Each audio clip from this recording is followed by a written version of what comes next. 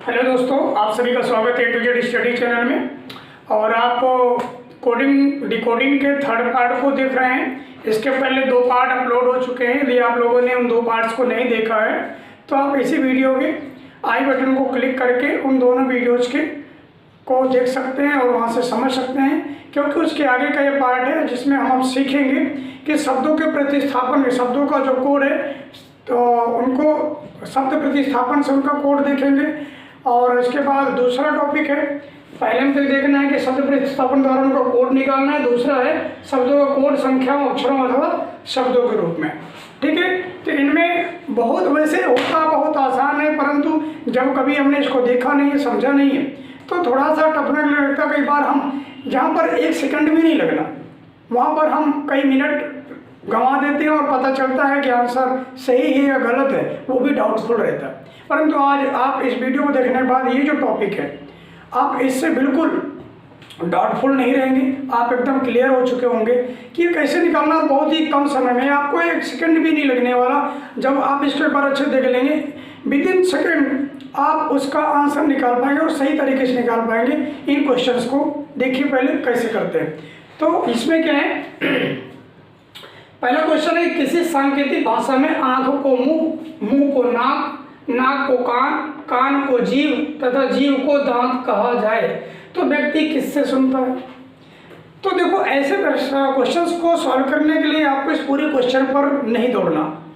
आपको लास्ट में जहाँ क्वेश्चन कर रहा है कि व्यक्ति किससे सुनता है, किससे सुनता है, आपको उस पॉइंट को पकड़ना है और आपको मन में ही पहले सोच लेना कि सुनता किससे। आप क्वेश्चन पर मत चले, रियल में रियलिटी क्या है, रियल में कहाँ से सुनता है, कानों सुनता है। तो अब आपको पता है कि कानों से सुनता है, तो कान को क्या कहा गया है वही इसका आंसर है। ठीक है, तो आपको पूरे क्वेश्चन में दौड़ने की आवश्यकता नहीं है। कई बार तो ये भी है कि ऐसे क्वेश्चन को पूरा पढ़ने की भी आवश्यकता नहीं है। आप लास्ट में जाइए, क्वेश्चन कहाँ टैग हो रहा है उस पर देखिए। सुनने की बात है, व्यक्ति सुनता किससे, तो आप कान सुनता है तो कान को क्या कहा है प्रश्न में, उसको ढूंढ लीजिए और आंसर हो गया। यहाँ पर क्या है, कान को जीभ कह रहा है।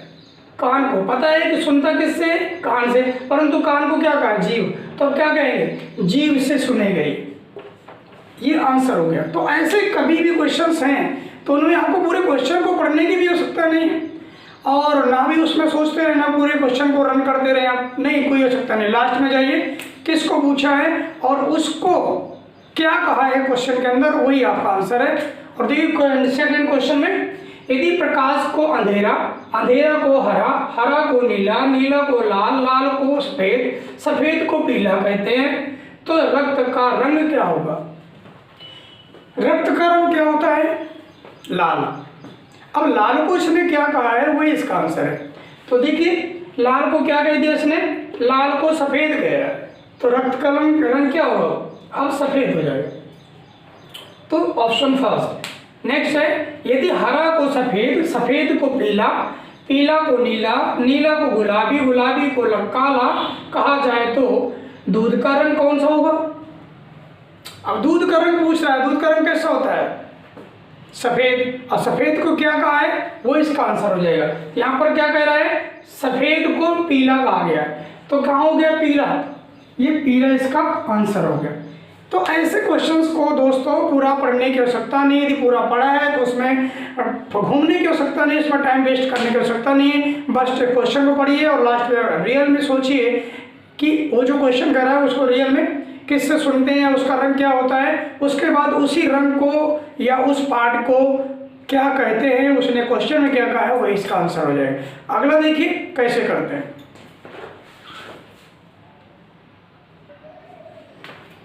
नेक्स्ट क्वेश्चन है, एक निश्चित कोड में गिव एंड टेक को 315 लिखा जाता है, वाटर एंड मिल्क को 574 लिखा जाता है तथा गिव हिम मिल्क को 149 लिखा जाता है, तो उसी कोड भाषा में टेक को कैसे लिखा जाएगा।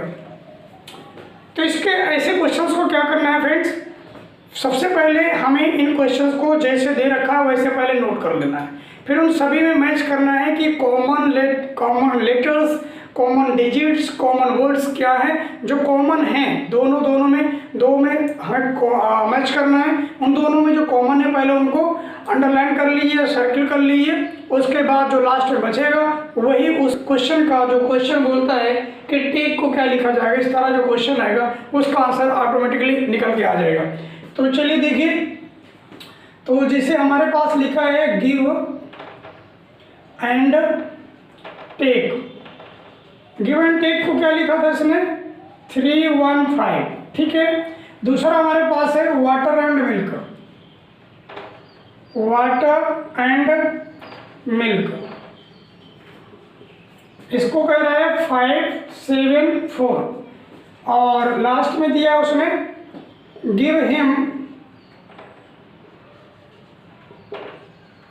मिल्क, इसको लिख रहा है 149, ठीक है। तो सबसे पहले इनमें इस पहले दूसरे में देखिए, फिर दूसरे तीसरे में देखिए, ठीक है।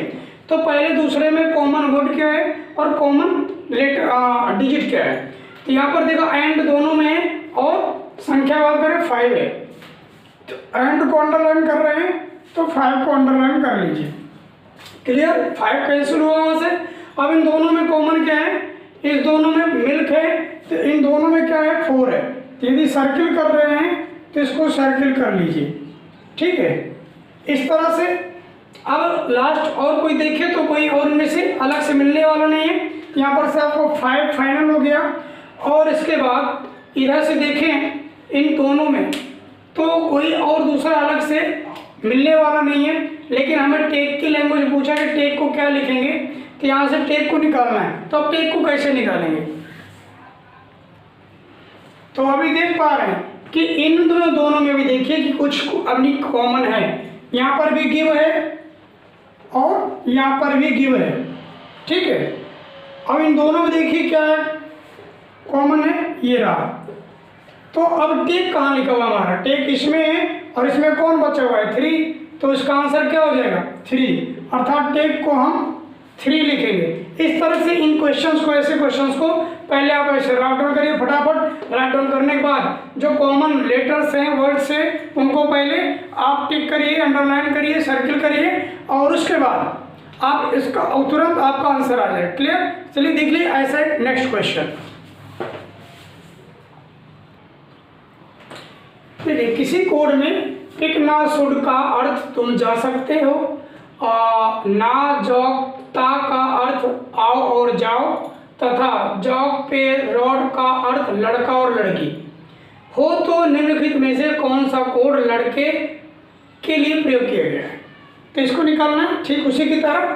तो फटाफट पहले उनको लिखिए, क्या लिखा हुआ है, पिक ना शुड, इसका अर्थ क्या हो रहा है, तुम जा सकते, ठीक है। दूसरा इसमें दे रखा है जॉक ता सॉरी ना जॉक ता, इसका अर्थ बताया उसने आओ और जाओ, आओ और जाओ, ठीक है। और अगला बताया है जॉक पे रॉड, इसका अर्थ बताया लड़का और लड़की,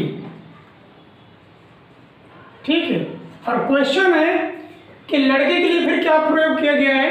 ऑप्शन भी है आपके, पिक, पे, रॉड, पे या रोड। तो देखना है कैसे होगा। तो पहले इन दोनों में फर्स्ट और सेकंड में देखिए कॉमन वर्ड कौन कौन से हैं। यहाँ पर देखो ना और ना इन दोनों में आए हैं, तो इन दोनों में क्या कॉमन हुआ है, तुम जा सकते, आओ और जाओ, ठीक है। यदि जाने की बात करें तो यहाँ पर से जाना शब्द 2 बार यहाँ पर बोल सकते हैं, ठीक है। और इसके बाद यहाँ पर इसमें जॉक जॉक है, तो इन दोनों में क्या है और, तो इन दोनों में और कॉमन है यहाँ पर, यदि इसको कॉमन लेते हैं तो। अब यहाँ पर पे रॉड बचा हुआ है, लड़का और लड़की दोनों बचे हुए हैं, और इनके लिए कोई ऐसा नहीं है। तो हमारा लड़के के लिए पूछा गया है, लड़का और लड़की, तो लड़का के लिए क्या हो सकता है, पे होगा या रॉड होगा, ठीक, क्योंकि लड़की भी यहाँ पर और कंफर्म नहीं है, हमारा ऑप्शन है पे या रॉड, ये ऑप्शन इसमें सही हो जाएगा। ठीक है, इस तरह से इनको सॉल्व कर सकते हैं। इस तरह से दोस्तों आप किसी भी प्रकार के प्रश्नों को आप सॉल्व कर सकते हैं। और मैं आप लोगों को चैनल से रिलेटेड कुछ मोस्ट इम्पॉर्टेंट इन्फॉर्मेशन दे देता हूँ कि मैंने इसी चैनल के माध्यम से 10th क्लास के मैथ्स और 12th क्लास के मैथ्स का कंप्लीट चैप्टर वाइज सॉल्यूशन बनाने, कुछ मैंने दे दिया है, कुछ अभी बना रहा हूँ मैं। तो उनमें से यदि किसी टॉपिक को पहले आप लोगों को चाहिए तो आप कमेंट करके मुझे बता सकते हैं। और इन दोनों के अलावा आप इसको रीजनिंग और इंग्लिश ग्रामर या फिर मैथ्स को लेकर के किसी भी कॉम्पिटिटिव एग्जाम की आप तैयारी कर रहे हैं और आप उस पर किसी भी टॉपिक पर यदि वीडियोज चाहते हैं और जल्दी चाहते हैं, पहले चाहते हैं, तो मुझे कमेंट करके बताएं। मैं उस टॉपिक पर वीडियो अच्छा से बेहतर आप लोगों को दी जाते थे। कुछ क्वेश्चंस कुछ लेकर के कब बात करते हो तो मैं कुछ लेकर के आऊँगा। यदि टॉपिक्स का बेसिक समझना है, उसके बेसिक कॉन्सेप्ट्स को समझना है, तो उसके लिए मुझे कमेंट करके बताइए। मैं इन सभी टॉपिक्स पर यानी आपको मैं बता दें, जो SSC, बैंक, रेलवे या UPSC या फिर UP SSSC, आपके किसी भी कॉम्पिटिटिव वनडे एग्जाम का है, आप यदि तैयारी कर रहे हैं, आपको किसी भी में इंग्लिश, मैथ्स या रीजनिंग में कोई भी टॉपिक चाहिए इन तीनों सब्जेक्ट्स में और पहले चाहिए, तो आप मुझे कमेंट करके बता दीजिए। मैं ज़रूर आपको वो वीडियो जल्दी से जल्दी प्रोवाइड कराऊंगा और बेहतर से बेहतर कोशिश करूंगा कि आप लोग अच्छे समझ पाएँ और आपको लगे हाँ हमने कुछ सीखा है और जाना है।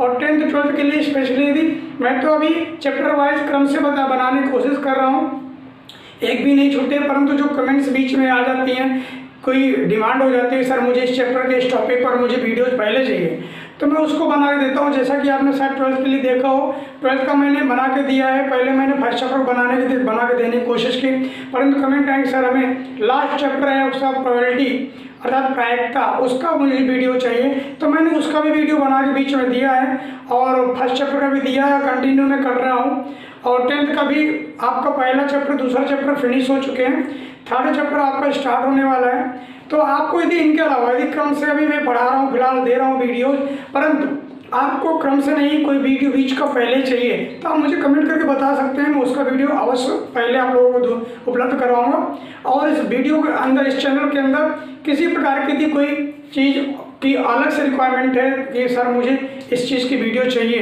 तो मुझे ज़्यादा से ज़्यादा कमेंट दीजिए, लाइक करिए, शेयर करिए, तो मैं उन पे ज़रूर आपको वीडियो दूंगा। और चैनल को यदि दोस्तों अभी तक सब्सक्राइब नहीं किया तो प्लीज़ सब्सक्राइब कर लें और बेहतर और अपनी नॉलेज को इम्प्रूव करने के लिए, ग्रो करने के लिए आप चैनल के साथ में बने रहिए। और वीडियो को पूरा देखने के लिए बहुत बहुत धन्यवाद दोस्तों।